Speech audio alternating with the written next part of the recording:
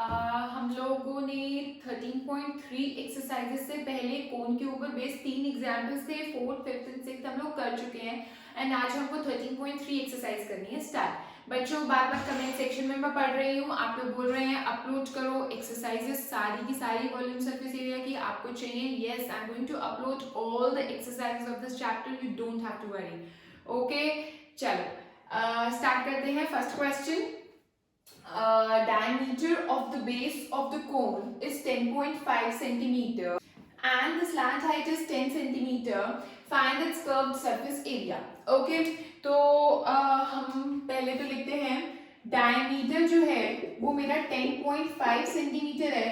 That means जो radius होगा वो होगा 10.5 अपॉन 2 सेंटीमीटर और मैं इसको सॉल्व नहीं कर रही हूँ बच्चों, मतलब कि पॉइंट हटा के नीचे जीरो लगाया एंड देन सॉल्व किया, कोई जरूरत नहीं है। ठीक है, एज इट इज पुट कर देंगे फॉर्मूला में।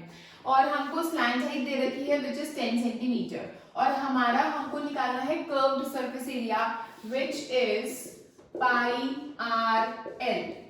ठीक है, तो पाई को हम रखेंगे 22/7, आर को रखते हैं 10.5 अपॉन 2, एल को क्या रखेंगे 10। ठीक है, सेंटीमीटर स्क्वायर। ऑलराइट, चलो अब करते हैं, ये पॉइंट हटा नीचे 10 लगा और इस 10 से 10 कैंसिल आउट। ठीक है, 2 11 22 एंड 7 और ये कट गए, 7 1 7 7 5 35 and 11 into 15 will be 165. So 165 centimeter square would be my answer. Okay, let's move on to second question. Find the total surface area of the cone. Firstly, total surface area of the cone होता क्या है? Pi r l plus r. Formulas अच्छे से learn करो। Formula के कारण अगर exam में क्वेश्चन रॉन्ग हो जाता है तो बहुत ही गलत बात है। ठीक है, चलो अब है हमारा स्लैंट हाइट है 21, ये क्या है मेरा L। Diameter of its base is 24, ये मेरा डायमीटर है, तो दैट मींस रेडियस मेरा क्या हो गया 12 metre.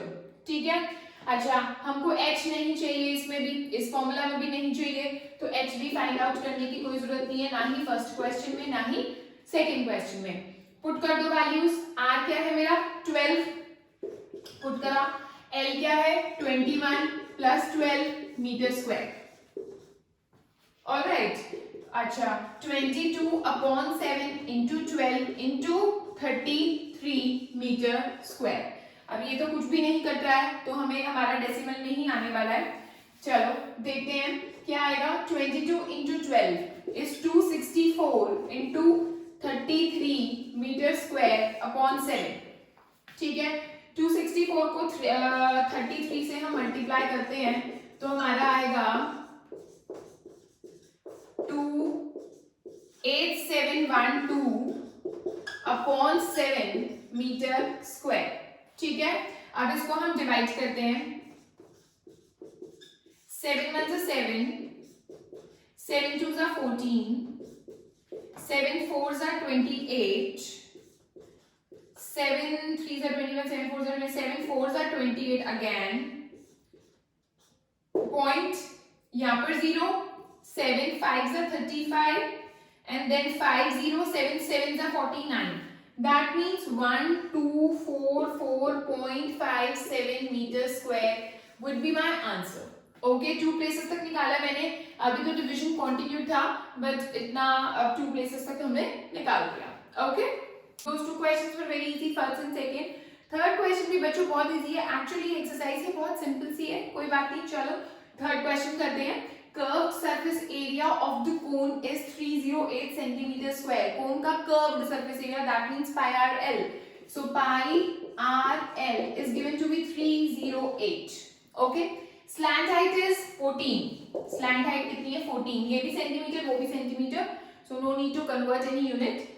Find the radius of the base. मतलब हमको रेडियस निकालना है तो L दिया हुआ है, L में इसमें पुट कर दूंगी तो मेरा रेडियस आ जाएगा। ठीक है, and the total surface area of the cone. पहले r निकाल लेते हैं, then we'll find the total surface area of the cone. So 22/7 into r into L is equal to 308.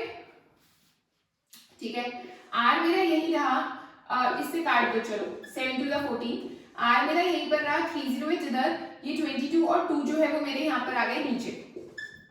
Okay, 2 से इसको काट दो, 2 1 से 2, 2 5 से 10, 2 4 से 8, 11 2 से 22, 11 1 से 11, 11 4 से 44 and 2 7 से 14. So R comes out to be 7 centimeter. Okay, so this was my first part of this question. Now they are asking us total surface area. So total surface area is what? Pi r L plus r. That means 22 by 7 into r. What is r? अभी हमने निकाला, which is 7.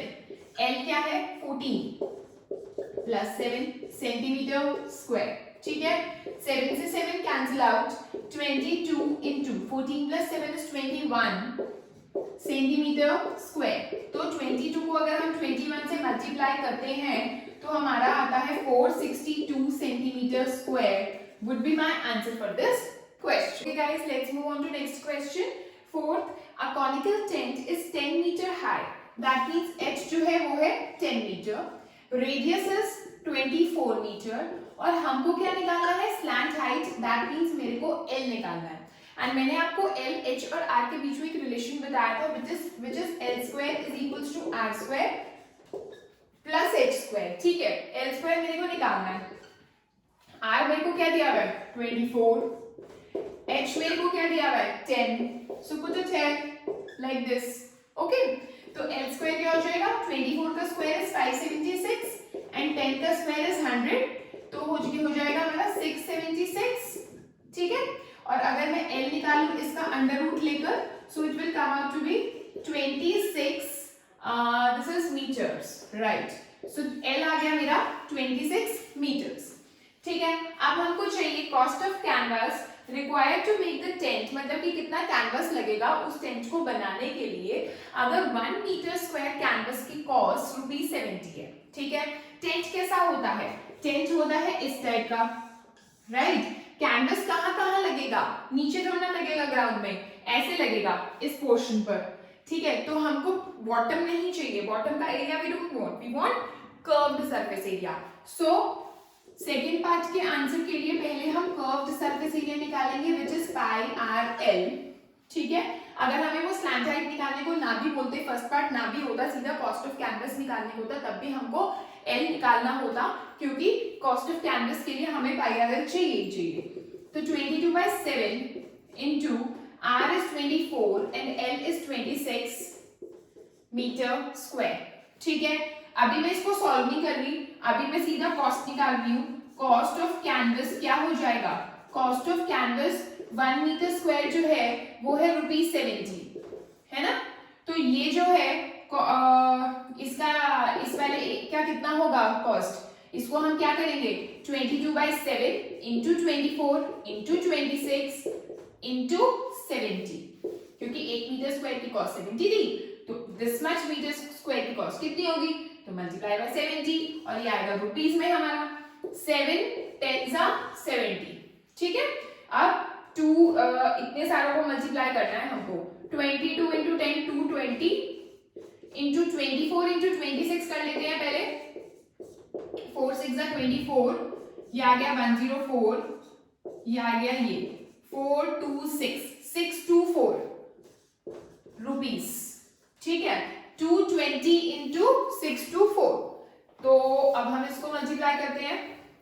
624 into 22, ये आ गया मेरा 1248, यानी 82731, मतलब 13728 और एक 0, तो that means ₹137,280 would be my answer for the cost of canvas. So this exercise is pretty much easy. Okay, so we have done today till 4th, yes, and आगे के questions हम next video में सीखेंगे। ठीक है, till then bye bye, keep practicing. Okay.